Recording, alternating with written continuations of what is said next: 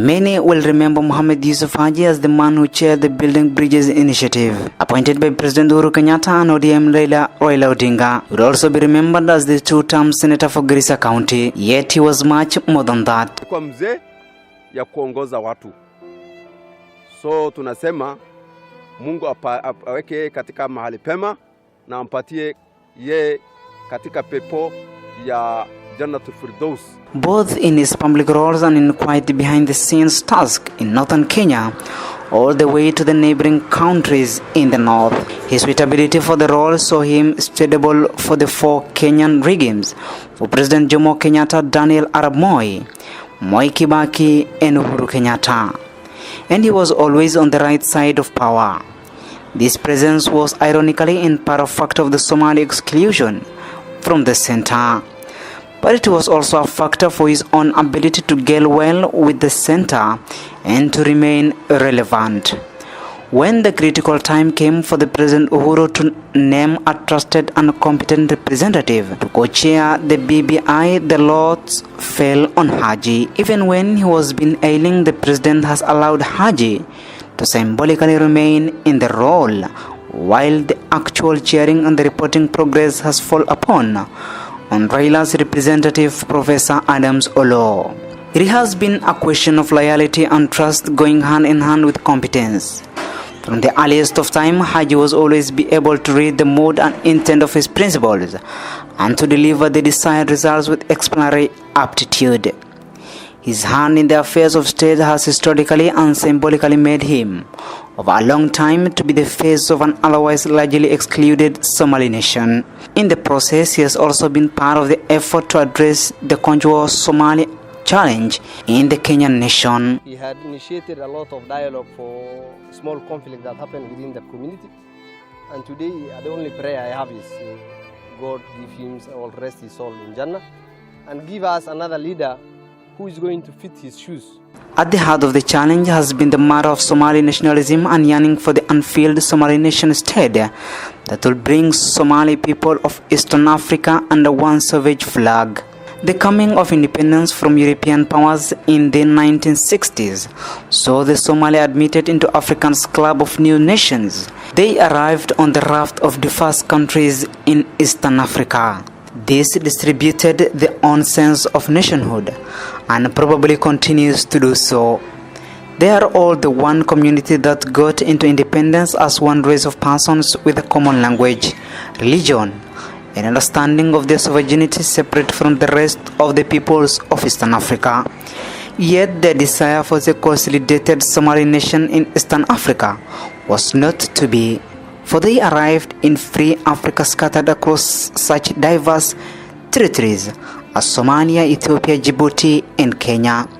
Across the entire region, they found it difficult to absorb this reality. Yet, the newly independent state outside Somalia could not let them go.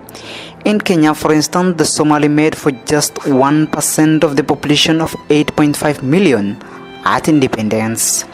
But they also occupied a whole 1/5 of the country. The question for the Kenyatta government was how to allow 1% of the population to go away with 1/5 of the territory. Successive regimes therefore have found it necessary to work with key Somali leaders in order to reign in that territory. Such leaders have been afforded comfort in the government, with also being the custodians of keeping their people's faith in the Kenyan nationhood. Hajji has been one of such a leader. The story goes that for a long time, the Somali considered Kenya to be the territory that begins south of the Tana River. They did not see themselves as a part of it. It indeed to surprise visitors to Garissa to be asked how things fared in Kenya. At the height of the search for the Somali nationhood among the Kenya Somalia, therefore was the rise of the shifter menace. This was a war that saw the Somali virtuality as a nation attempt to break away from the rest of the Kenya. It was an elitist move that sought to make them a part of the Somalia. President Mohamed Said Barre of Somalia was not overseas to his thoughts. It required sober-minded leaders who appreciated the permanent separation of African families by the European partition of the continent to cheer their tribesmen, understanding that they were now members of the new nation and the states increasingly through the times. Hajji became one of those leaders.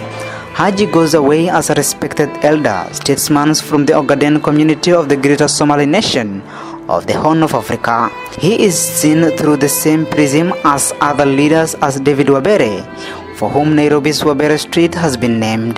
Wabere and Gebra from Marsabit were killed in Isiolo soon after the independence. His sins being that he was the face of the Kenyan government that will not let the Somali go. Hajji, as the Somali face in government, represented the voice of reason. He is to be counted among the Somali leaders who have helped bridge the troubling gap between Kenya's Somalia people in the northeastern region and the rest of the Kenya. It has not been an easy assignment, and despite the gains of recent times, it remains work in progress. Hajji was appointed a district officer before independence in 1960. That was the same year that British Somaliland and Italian Somaliland were consolidated under one flag as the Republic of Somalia. Then came the push from the secessionists that have northeastern Kenya, French Somaliland, now Djibouti, to be part of the new republic. They formed a political party which is the Northern People's Party, with express objectives of ceding. Their sterling performance in the election of the 1961 gave them the confidence to carry on with their pursuit. Took the firm positions, Somalia leaders in Nairobi, so to speak, were however unimpressed. They agreed with Kanu and Kadu leaders, who took the firm position that there would be no negotiation over Kenya territory. The inevitable happened. Kenya went to a war of attribution in the northeastern. But alongside the armed shifter compact were quiet efforts to bring the Somali together with the rest of the Kenya. Hajji, as a senior leader in provisional administration, was a key hand working through Council of Elders to seek peace and unity. Even when the shifter was subdued in 1968, there was the need to continue with peace discourses. Through quiet diplomacy, he was a part of an ending effort to rally Kenya's Somalia security in the National Fund. But beyond that, he remained one of the kingpins in the exclusive search for peace among the Somali clans of Kenya. He was also key in the management of Kenya's engagement against the Al-Shabaab terrorism group, as well as in the search for the lasting peace in the Republic of Somalia. Educated in Kenya and in the United Kingdom, Hajji served in the Kenya Provisional Administration at the height of the state. Through this arm of government, historians are agreed that President Jomo Kenyatta consolidated power under the office of the president in the period of 1965 to 1966. Thereafter, Parliament and the ruling party KANU became forums for affirmation of the executive will. The Professional Commission became a very powerful state officer. Hajji became a PC in 1970 and Mzee Kenyatta. He will go on to carry through this role to 1997 under President Moi, thus becoming the longest serving PC who served for 27 years. When he left the Provisional Administration, President Moi nominated him to Parliament in 1997, signifying the important role that he continued to play as a bridge between the center and the Kenya Somali community.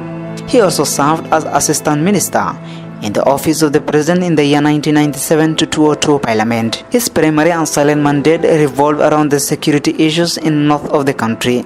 Apart from keeping an eye on a local conflict in the region, he also monitored the situation in the Republic of Somalia, where order continued to deteriorate steadily after the fall of the Said Barre in 1991. In 2002 and 2007, he was elected on KANU ticket to represent Ijara constituency. The depth and the breadth of his influence was reflected in the fact that although the country had hugely swung towards the opposition, the region remained strongly in KANU. It is indeed the irony of history. Since the reintroduction of multi-party democracy in 1991, Northeastern does not vote as a bloc at any time. It votes both for the government and the opposition. This is despite the fact that this was one region which at independence wanted to break away. It is courtesy of the influence of respected local leaders like Hajji, In 2013, Hajji was elected to represent Garissa in the Senate. He successfully defended the seat in 2017, an elder statesman aged 80 at his death. He remained a clear-minded, soft-spoken and level-headed politician, good enough for the president to trust with the chairing of the contentious BBI process. Mzee wetu alikuwa kielekeo njema. Kwangu mimi binafsi, maisha yangu yote ya kisiasa, tumesimama pamoja, tumetembea pamoja, na naweza kusema kwa uhaki, Mzee Hajji, mashauri yake haikuwa ya kitu chochote. Ni mashauri ya kutoka kwa roho, ya kutoka fikira zake, na ndipo nilikuwa na muamini vile nilimwamini. Miaka hiyo yote hakuna chochote mwenyewe ameuliza chake, isipokuwa za wananchi ambao anawakilisha na fikira zake za vile mwelekeo wa taifa letu watakikana kuendelea, bila kujiuliza, bila kujiulizia chochote chake. He lives behind a family with many interconnections in the Kenya-Somali community, largely through marriage. Two of his more outstanding prestigious are Nuruddin Hajji, director of the public prosecution, and a businessman Abdul Hajji. Muhammad Yussuf Hajji was born in 1940, a member of the giant Ogaden clan of Kenya, Ethiopia, and Somalia. Garissa has not only lost a senator, but also a father and a peace facilitator. Hajji will be remembered for his contribution toward peace and a cohesion between communities. Indeed, Kenya has lost an icon. Abdul Hafidh Mohamed, Eka TV, Garissa.